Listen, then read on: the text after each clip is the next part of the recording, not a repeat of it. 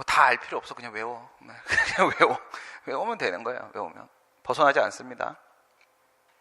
식품위생법상의 광천 음료수 제조업허가 제가 물론 행정법에서 어떤 사업이라는 말이 나오면 그건 다 공공사업이 될 것이고 특허로 연결될 것이다 라고 말씀을 드렸지만, 제조업을 하는 게 공공사업일 리는 없습니다. 제조업을 하는 게. 그죠? 그래서 제조업 허가라는 말이 나오면 그냥 다 강학상 허가로 처리하세요. 허가로 처리하시면 됩니다. 혹시라도 뭐 판례가 바뀌고 문제가 생기면 그때는 제가 다시 말씀을 드리도록 할 테니까, 우선은 제조업 허가 이런 얘기 나오면 허가를 보시고, 그 다음 이거는 앞에 수식어가 있어요. 식품위생법에 특허가 있을 리는 없습니다. 그렇죠? 식품위생법에 예외적 허가가 있을 리도 없는 것이고, 따라서 이것은 강학상 허가일 수밖에는 없는 겁니다. 363번은 이건 마약 사용 허가랑 비교하셔야 됩니다. 마약 사용 허가. 마약류 관리에 관한 법률은 지금도 있는 법입니다. 마약류 관리에 관한 법률상 마약류 취급 면허예요. 취급 면허. 그러니까 마약류 취급 면허하고 마약 사용 허가하고는 구별을 하시고, 마약 사용 허가는 예외적 허가입니다. 예외적 허가고, 그 다음 마약류 취급 면허는 강학상 허가입니다. 이건 일반적 허가입니다. 일반적 허가. 예외적 허가, 마약 사용 허가, 마약류 취급 면허, 일반적 허가. 두 개는 따로 같이 비교해서 기억하시면 되고, 얘는 차이가 없어요. 뭐랑 차이가 없냐면, 도로에 대한 도로 점용허가 있죠? 도로 점용허가가 아까 전에 곡물 사용권을 설정하는 특허라고 했습니다. 똑같은 방법으로 쳤을 때 공공용물 중에서 하천, 자연곡물입니다. 그것도 역시 하천 점용허가도 곡물 사용권을 설정하는 행위로서의 특허입니다. 도로 점용허가, 하천 점용허가 당연히 특허거든. 당연히 특허인데 이것도 하천 점용허가랑 달리 볼 이유가 없습니다.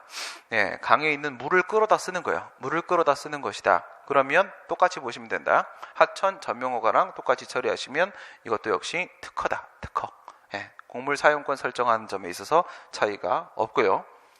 365번 같은 경우에는 이런 것들은 그냥 혼자 바로 봐도 뭔지 딱 느낌이 와요. 느낌이 오는데, 다만 이제 한 번이라도 눈으로 확인을 안 해놓으면은 이게 내가 맞는 판단을 내리고 있는지 불안할 수가 있어서 한 번쯤 정리하는 것 뿐이고, 하천 통학료, 통행료, 도강료, 이건 강 건너는 거죠. 도강하는 거.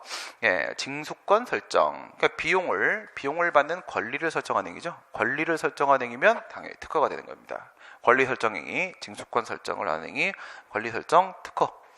설권 처분이다. 채광계획 인가. 이건 뭐 인가라고 이름을 써놓고 있죠.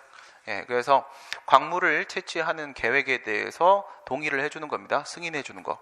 채광계획 승인 이렇게도 말을 하거든요. 승인 이렇게 들어오면은 보통 인가로 많이 들어와요. 승인 이렇게 들어오면 아닌 경우도 있습니다. 근데 요건 이제 채광계획에 대해서 승인을 해주는 것으로서 요건 강학상 인가고, 이건 사립대학교에서 총장 제도 마찬가지다를 기억하시면 돼요. 그러니까 이사 취임 승인, 임원 취임 승인, 그게 바로 강학상 인가잖아요. 그렇죠? 그러면 총장도 역시 마찬가지다. 총장도 차이가 없다. 살짝 이렇게 바꾸면 또 학생들이 헷갈려 한단 말이에요. 그래서 임원 취임 승인이든 총장 취임 승인이든 그것들은 전부 다 아무나 총장 되는 게 아니란 말이에요. 그래서 교육부의 인가를 받아야 되는 것이고, 이것도 마찬가지겠죠. 이건 지방 주민들이, 지자체 주민들의 선출직으로 뽑힌 지방의원인데, 지방의원이 일하다 말고 나 안 할래 하고 그냥 사직원을 제출한다. 그랬을 때 당연히 뭐 사직원 제출하면 끝나는 거냐? 그건 아니겠죠. 선출직인데. 그래서 이것도 동의를 받아야 되는 겁니다. 동의를 해줘야만 사직이 될 수가 있는 것이고, 이것도 역시 계획 승인 똑같죠. 계획 승인, 중소기업 창업 계획 승인. 그래서 계획 승인은 보통 인가로 처리를 하게 되고요. 시형 아파트 좀 싸죠. 그렇죠. 시형 아파트. 그러면 시형 아파트 입주 신청을 하는 사람들이 상당히 많이 있을 거 아니겠습니까? 그러면 다툼이 있을 겁니다. 누가 시형 아파트 입주권을 가져야 되는 것인지에 대한 다툼이 있을 것이기 때문에 그 부분에 대해서는 준법률 행위적 형준성 확인, 이거는 공적으로 확정을 해주는 겁니다. 당신까지가 시형 아파트 입주권을 가질 수가 있습니다라는 건, 이건 강학상 확인에 해당을 하는 것이고, 군사시설 보호구역의 지정, 군사시설 보호구역 내라고 하게 되면 여러 가지 행위 제한이 발생해요. 행위 제한이 발생하기 때문에 과연 어디까지가 군사시설 보호구역인지를 다툼이 있을 수밖에 없겠어요. 그래서 이것도 역시 확인이다. 이건 누가 하는 겁니까? 372번 같은 경우에는 이건 행안부 장관이 하는 거였죠. 행안부 장관이. 그래서 인천경제자유구역 청해 송도 국제도시에 대한 연구수? 아니 연수구 인천시 연수구에 귀속을 시키는 것으로 한다. 요건 뭐예요? 이런 거는 어느 지방자치단체에다가 귀속시킬 것인지에 대한 판단, 당연히 다툼이 있습니다. 당연히 A라는 지자체, B라는 지자체에서 우리 쪽으로 귀속시켜달라, 우리 관할로 넣어달라라고 요구를 할 수밖에 없는 것이고, 이에 대해서 확인을 해줄 필요가 있겠죠. 요거는 문제가 많이 나왔던 부분이죠. 장관이 행한, 물론 다 문제 나왔던 것들이에요. 다 문제 나왔던 것들인데, 장관이 행한 국립공원 지정처분, 이 국립공원 지정처분에 의해서 국립공원의 경계는 이미 확정이 된 거예요. 확정이 된 거고, 다만 이제 지도에 있는 그 경계를 공원관리청이 경계 측량을 해가지고, 실제로 측량을 해가지고 여기까지다라고 표지판 세우는 겁니다. 그냥 표지판 세우는 거니까 이것 때문에, 이 표지판 세우는 것 때문에 여기까지가 국립공원이다가 정해지는 게 아니고 이미 정해져 있는 것을 그냥 표지판 설치한 것밖에 없습니다. 설치한 것밖에. 따라서 이건 사실행입니다. 사실행이니까 처분이 아니고, 교통안전공단의 교통안전 분담금 부과하는 거, 급부하명이죠. 급부하명. 돈 내라고 하는 거니까 금전급부 의무를 부과하는 하명이다. 편집이 계속 깨져 있네. 부당공동행위자. 부당공동행위자 나오면 그냥 다 정식품 생각하세요. 정식품. 제일 유명한 판례니까. 정식품이 삼육두유하고 메일유업하고 짜고 치는 고스톱 들어갔던 그 사건 생각하시면 되는 거고요. 당시에 뭐라고 했었습니까? 우선 기본적으로 우리가 이거에 대해서 알고 있는 건 이런 식으로 많이 알고 있죠. 당초 처분이 이렇게 있다. 이건 좀 약간 원리가 필요한 부분이니까. 당초 처분이 있고 변경 처분이 있다. 변경 처분이 이렇게 있는데, 그것이 금전의 문제라고 한다면 이걸 우리가 경정 처분이라고 한다고 했죠. 경정 처분. 그냥 변경 처분이라고 하셔도 되고, 이렇게 했을 때 첫 번째 유리하게 변경했다. 다음 두 번째 불리하게 변경했다. 하게 되면, 유리하게 변경하면 돈 문제로 치게 되면 뭐가 돼요? 감액 경정이 되겠죠. 불리하게 변경하면 돈 문제로 치게 되면 증액 경정이 될 테고, 유리하게 변경을 하게 되면, 유리한 변경은 원칙이 역흡수라고 했습니다. 역흡수. 그 다음에 예외적으로 흡수설을 취하게 되고요. 불리하게 변경하게 되면 원칙적으로 병존설이 되는 것이고, 예외적으로 흡수설이 적용이 될 수가 있습니다. 그러니까 둘 다 예외가 흡수입니다. 예외가. 역흡수라는 것은 이렇게 흡수된다는 뜻이고, 흡수는 이렇게 흡수된다는 거고, 병존은 각각 존재한다는 것이고, 흡수는 이렇게 흡수된다는 얘기죠. 그러면 역흡수가 되면은 효력은 이쪽만 살아남는 거고, 이쪽은 효력이 없는 겁니다. 흡수가 되면은 효력은 이쪽만 살아남는 거고, 이쪽은 효력이 없는 거고요.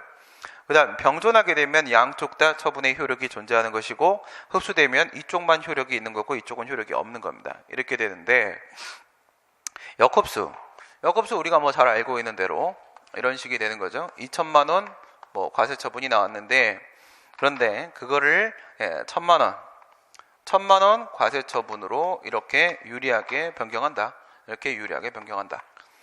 그러면 이거는 뒤에 있는 1,000만 원으로 변경한 게 독립된 처분인 것이 아니라 변경된 내용의 당초 처분으로 존재하는 것이다. 이거죠. 그러니까 판례 스타일대로 가게 되면 이 부분이 일부 취소된 것이다. 이 부분이 일부 취소되고 유리하게 변경된 상황이다. 그러면 불복의 대상은 어디가 되는 거예요? 불복의 대상은 앞에 게 되는 거죠. 당초 처분에 대해서 소송이나 심판을 이렇게 제기하게 되는 겁니다. 근데 흡수가 되면은, 그러면 당초 처분과 변경 처분은 독립처분이 되는 것이고 이쪽이 살아남는 거니까 여기다가 소송을 제기하는데, 이거는 이렇게 오른쪽으로 가는 거예요. 처음에 2천만 원의 과징금이 부과가 됐다는 거예요. 독점규제 및 공정거래에 관한 법률에 따라서 공정거래위원회가 과징금을 부과했는데, 정식품한테 과징금을 부과하는데 만약에 처음에 2천만 원을 부과했다고 치시고, 그런데 얘가 뭐라고 인정이 돼가지고 그런다고 했어요? 얘가 자진신고자 조사협조자다라고 인정이 되었다. 자진신고, 조사, 협조를 하게 되면은 과징금을 감면해 줄 수 있다라고 되어 있습니다. 감면은 감액 또는 면제를 말하는 겁니다. 감면을 해줄 수 있다. 그래가지고 만약에 감액을 시켜갖고 1,000만 원 이렇게 받겠다라고 하게 되면은 이 구도는 앞에 게 우선은 임시적으로 들어가는 가행정행위가 되는 거고, 그 다음 최종적인 금액은 뒤에서 감면하고 남은 부분이 되는 겁니다. 그래서 얘가 종행정행위가 된다. 종행정행위가 된다. 그러면 단계적 행정결정 같은 경우에는 최종적 결정으로 전부 다 흡수되는 거라고 했잖아요. 전부 다 흡수되는 거니까 이거는 흡수서를 취하게 되는 겁니다. 이런 식으로 가게 되고, 그 다음 이 병돈 같은 경우에는 이제 롯데마트 사건 생각하시면 되는 거죠. 영업시간을 처음에 0시에서 8시까지 제한을 했단 말이에요. 그래서 이건 전통시장을 살리겠다라는 의미가 있었고, 주되게는 전통시장을 살린다 이거였습니다. 예, 그거 외에도 이제 롯데마트는 대형마트에 있는 여성 노동자들을 보호하기 위한 측면이 있었습니다. 여성 노동자들이 새벽에 계속 일을 해야 되는 거기 때문에 그들을 보호하려고 이렇게 영업시간 제한을 했단 말이에요. 영업시간 제한을 했는데 행정청이, 동대문구청장이 만약에 이렇게 해갖고 8시에서 10시까지 8시에서 10시까지도 영업시간을 제한하겠다. 롯데마트는, 대형마트는 이 시간 동안에는, 그러니까 전체적으로는 0시에서 10시까지는 영업을 못한다. 제한을 시켜버린 겁니다. 이럴 땐 병존하는 겁니다. 위에 있는 거하고 밑에 있는 거하고 여기 1번, 2번 이게 같이 플러스 병존 상태에 있어요. 그러니까 밑에 있는 0시, 8시라는 영업시간 제한 처분이 유효하게 존재한다라는 전제 하에서 얘가 유효하게 존재해야 됩니다. 이게 유효하게 존재한다는 전제 하에서 이거를 위에다 올려놓은 거예요. 올려놓은 겁니다.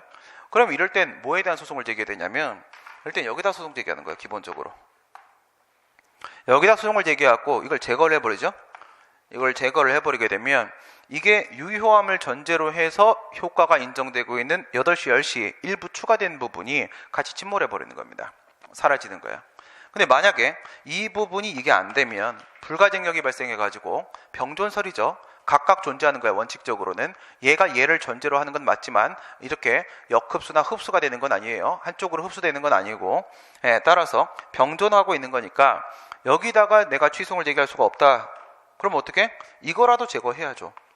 이거라도 제거해야 될 거 아니겠습니까? 여기에 불가증력이 발생했을 때는 여기다가 취소를 제기해서 8시, 10시라도 제거한다. 이거거든요. 그래서 대법원이 이런 입장을 한번 쭉 다 정리를 했습니다. 정리를 해서 지금 이런 흐름을 만들어 줬거든. 그 다음에 얘 같은 경우에는 뭘 얘기하는 거냐면 1,000만 원이 2,000만 원으로 바뀌었다 이거예요. 1,000만 원이 2,000만 원으로 세금입니다. 이건 국세예요. 국세에 여기 한정되는 겁니다. 불리하게 변경되면 원칙적으로 병존되는 게 맞는 거란 말이에요. 병존되는 게 맞는 건데 국세기본법 22조의 2에 보면 22조의 2에서 이러면 흡수된다고 써 있어요. 흡수된다고 써 있어서 흡수가 되는 겁니다. 이게 예외적인 상황이 되는 거란 말이에요. 그럼 여기서 이거를 한번 보시란 말이에요. 이거를 이렇게 감면이 되지 않습니까? 그죠? 감면이 되죠. 근데 이 감면이 된다고 했을 때 얘가 나는 자진신고 조사협조했습니다. 라고 해서 별도의 감면 신청을 한 겁니다. 만약에 정식분미 감면 신청을 했어요. 감면 신청을 했는데 감면 결정이 나오게 되면은 그건 뭐가 되는 거야? 그건 면제입니다. 면제. 급부 의무를 해제시켜 주는 거잖아요. 그죠? 면제가 되는 거란 말이에요.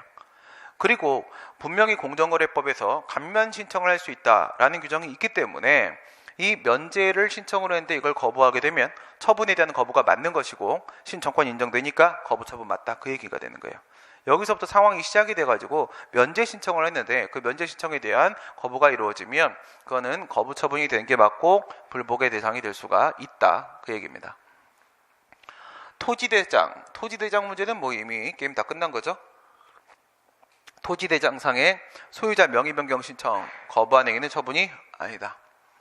그러니까 소유자 명의가 바뀌어 명의 변경을 해주지 않았던 간에 그에 따라서 해당 토지에 대한 소유권이 바뀌는 건 아니란 말이에요. 그죠? 소유권이 넘어가는 게 아니기 때문에 이 소유자 명의 변경 신청에 대한 거부는 아무것도 아니다.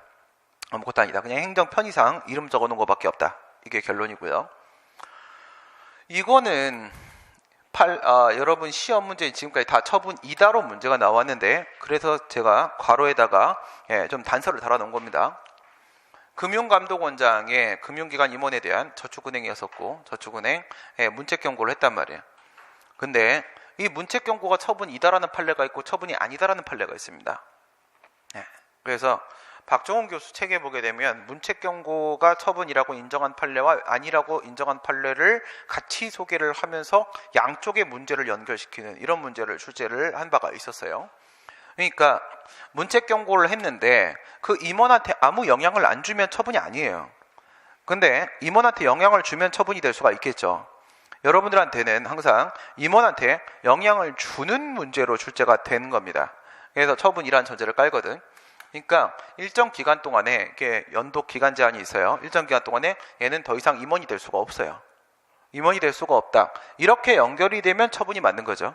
근데 지금 문책 경고라고 했잖아. 경고라고 했으니까 보는 순간 우선 뭐가 의심이 돼? 행정지도잖아요. 행정지도. 그렇죠? 행정지도가 의심이 되는데 뒤쪽에서 이렇게 불이익한 조치로 연결이 되면은 처분이 되는 거고 불이익이 발생하지 않으면은 그러면 이제 처분이 아니고 이렇게 가는 겁니다. 근데 여러분 문제는 다 처분이다로 출제됐어요. 똑같은 상황이. 근데 이 전제를 안 줬어. 전제를. 자격 제한이 발생한다는 말을 안 해주고 처분이라고 문제를 냈거든요. 그러면 이제 문제가 사실은 오류입니다. 엄밀하게는 오류인데, 근데 이제 그 판례만 알고 계신 거지, 출제하시는 교수님들이.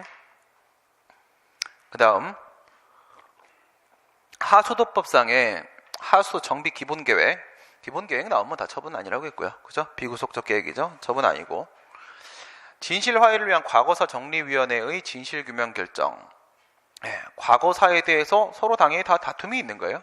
과거사에 대해서 그 평가에 다툼이 있는 것이고, 따라서 이거는 공적으로 확인을 해주는 확인이죠. 다툼이 있으면 다 확인이죠. 다 확인. 380은 2017년도 사법시험 기출문제예요. 이게 마지막 사법시험 문제입니다. 중소기업 기술정보진흥원장의 중소기업 정보화 지원 사업에 따라서 이건 이제 보조금을 지원을 했단 말이에요. 근데 그 지원 대상 사업의 지원 협약 쉽죠? 협약 들어오면 다 공법상 계약이라고 했잖아요. 그죠? 협약. 그래서 이거 공법상 계약입니다. 계약의 해지란 말이에요. 계약의 해지. 그럼 뒤에 있는 건 뭐냐는 거지. 그거 아무것도 아니에요. 아무것도 아닙니다. 그러니까 계약을 해지를 하잖아요.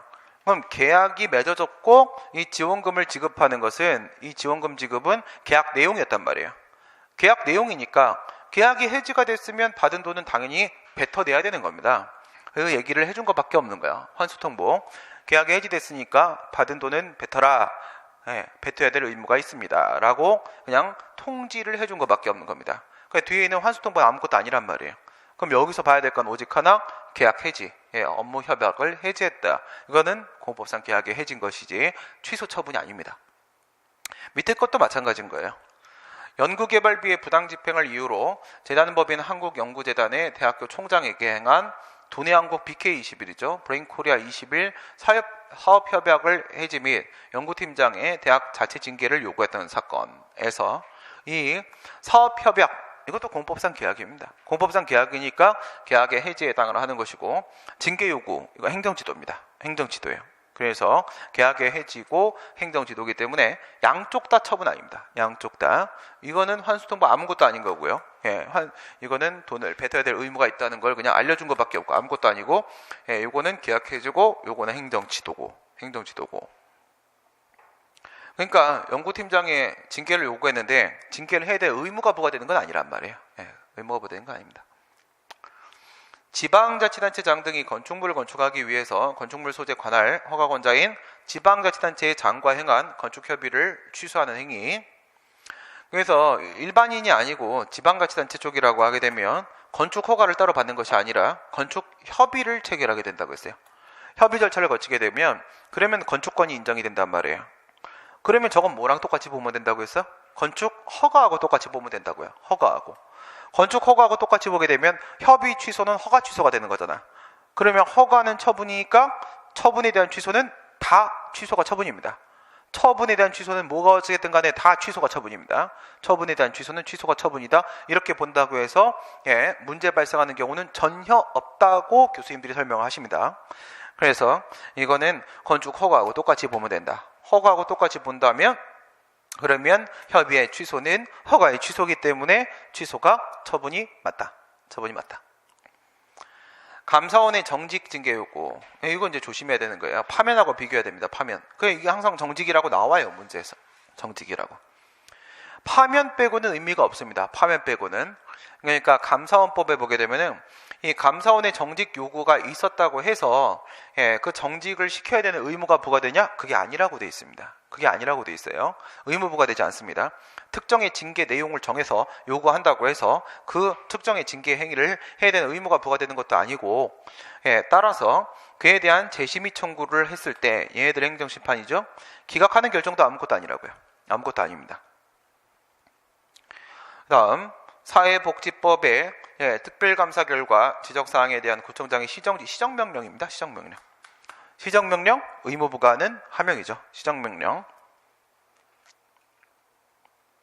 다 끝났네.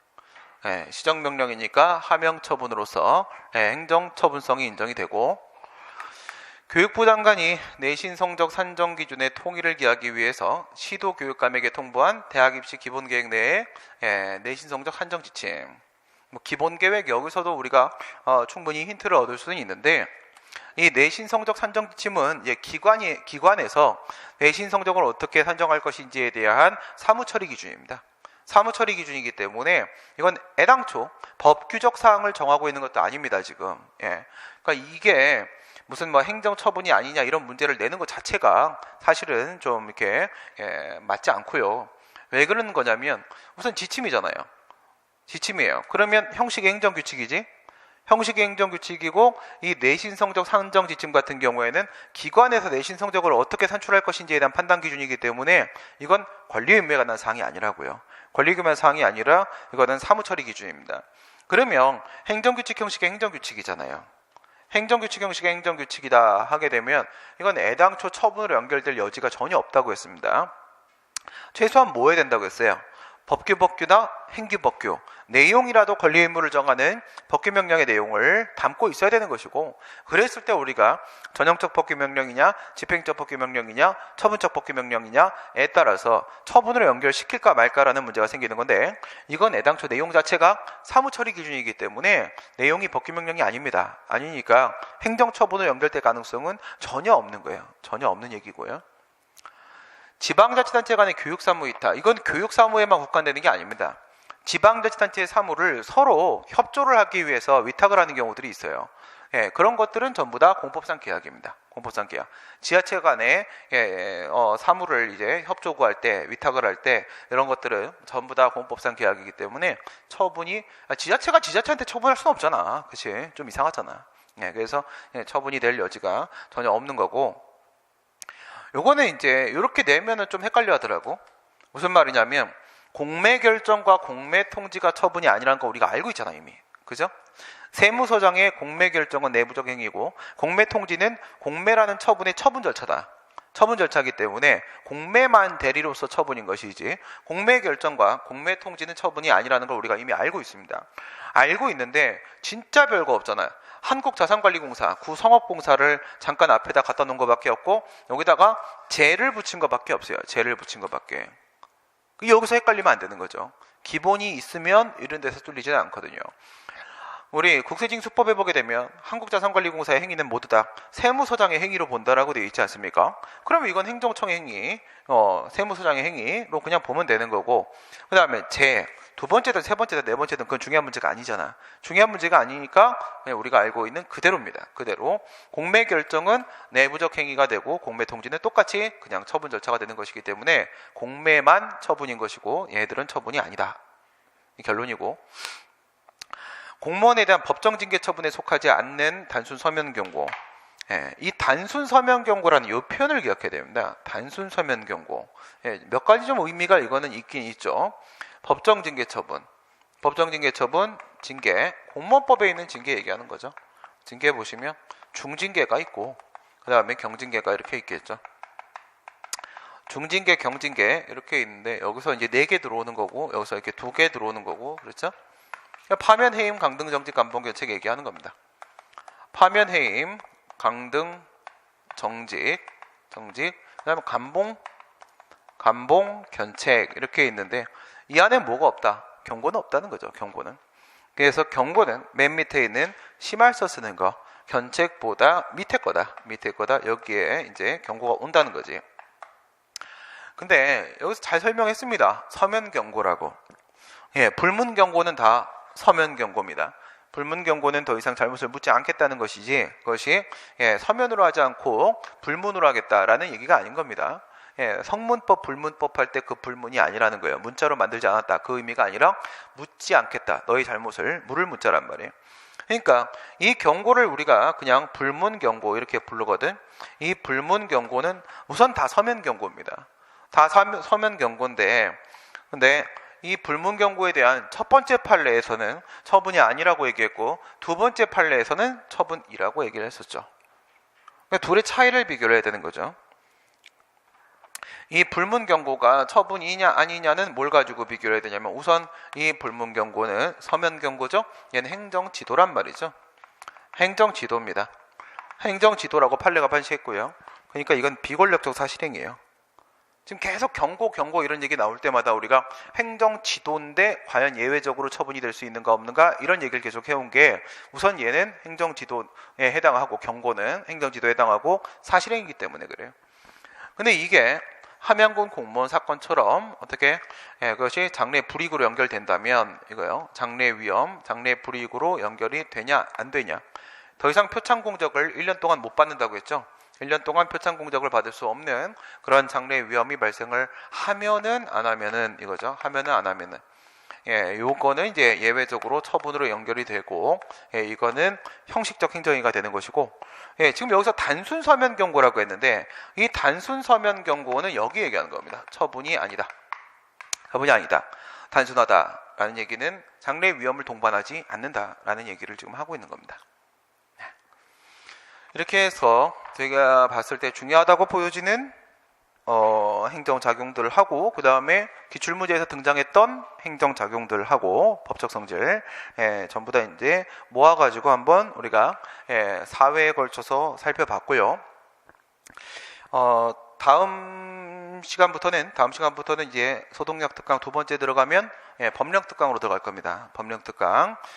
법령도 한번 전체적으로 모아서 정리를 해보시면은 많은 도움이 되실 거라고 생각이 들고, 이후에 우선은 이렇게 마치도록 하고, 우선은 이렇게 마치는데, 이후에 다시 판례가 나오고 그 다음에 또 이제 문제가 출제가 되고 하는 것들을 추이를 좀 지켜보면서 추가 설명이 필요한 부분이 생기면 제가 법적 성질 특강, 추가 특강이 보강 형태로 나올 수도 있습니다. 그거는 제가 좀 이제 지켜보면서 한번 몰아가지고 최소한 100개 정도 등장했다, 좀 더 나가야겠다 라는 생각이 들면 그러면 그때 추가로 좀 더 하도록 하면서 그때는 학원에 여러분들한테 연락을 취할 수 있도록 조치를 하도록 하겠습니다.